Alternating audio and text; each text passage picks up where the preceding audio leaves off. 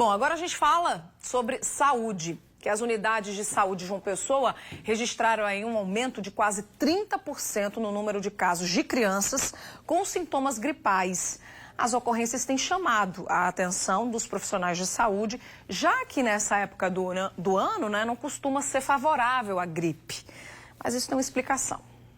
Primeiro veio a coriza, depois a tosse. E diante do sofrimento do pequeno Carlos de apenas 1 mês de vida, Maria decidiu logo procurar atendimento médico para tratar adequadamente os sintomas gripais. Ele começou o nariz dele escorrendo, aí comecei a dar nebulização, aí graças a Deus ele ficou bom, agora é só essa tosse mesmo. Foi no Hospital Infantil do Valentina onde Carlos foi atendido e medicado. E na unidade de saúde, o que não faltam são crianças com quadro clínico semelhante. Pedro, de 5 anos, está aqui pela 2ª vez por conta da tosse persistente. Já é a 2ª vez que ele vem aqui no hospital.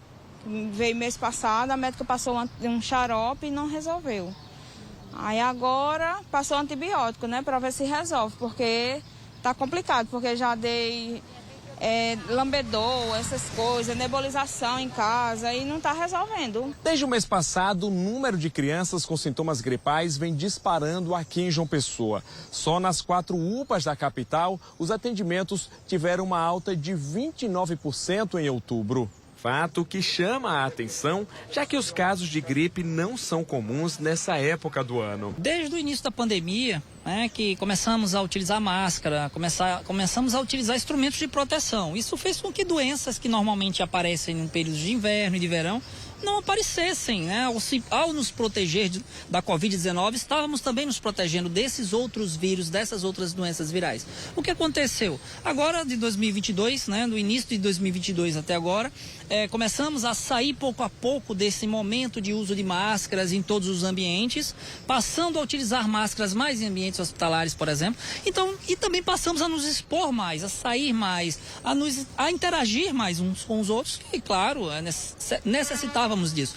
Então, essas doenças, consequentemente, voltaram a aparecer, esses vírus começaram a circular novamente, só que em períodos mais antecipados. As infecções que normalmente nós víamos nos meses de junho, nós passamos a vê-los no mês de maio, de abril, e agora, o que normalmente nós nos deparamos nos meses de dezembro e janeiro, no verão, nós estamos vendo agora as doenças respiratórias mais relacionadas ao aumento da temperatura, a diminuição da umidade do ar, que acaba irritando a mucosa, que é o tecido do nariz, e consequentemente facilitando a infecção viral. Foi com adenovírus que Marcos, o filho de Késia, foi diagnosticado e, após sofrer com os sintomas respiratórios, agora está lidando com a conjuntivite, outra característica comum da doença. Segunda-feira de manhã, se eu não me engano, começou o olho.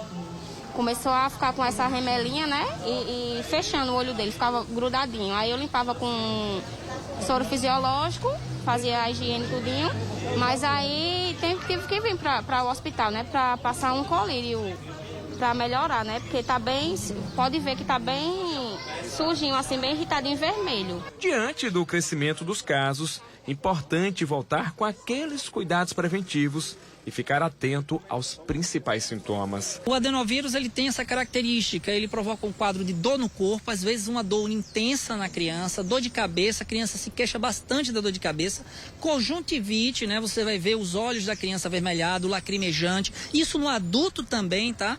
E essa tosse e febre persistentes. Lavagem das mãos, principalmente, você está chegando em casa do ônibus, muita gente pegou ali, então você pode coçar o olho, o nariz e botar o vírus para dentro, do corpo. Então, chegar em casa, lavar as mãos, antes de se alimentar, lavar as mãos, entrar e sair do banheiro, lavar as mãos. E quando estiver com sintomas, usar máscara para não passar à frente. Criança com sintoma não deve ir à escola, tá, gente? E deve utilizar máscara. Separa os utensílios da criança em casa, separa copinho, talher.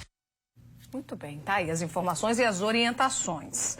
Agora o seguinte, falando de Covid-19, a Prefeitura de João Pessoa informou que vai voltar a ofertar os testes de graça para a detecção da doença. Esse processo vai acontecer por demanda espontânea, ou seja, sem aí a necessidade de você solicitar, dessa solicitação vir através de um médico. Então, os testes vão ser feitos com agendamento nos postos de saúde. Para fazer o teste sem agendar, o pessoense deve comparecer tanto na Policlínica do Cristo ou na de Jaguaribe. Os testes ficam disponíveis a partir de amanhã. Para você ter mais informações, é só acessar o portal correio.com.br, que lá tem explicando tudo de como é que vai funcionar essa demanda, tá certo?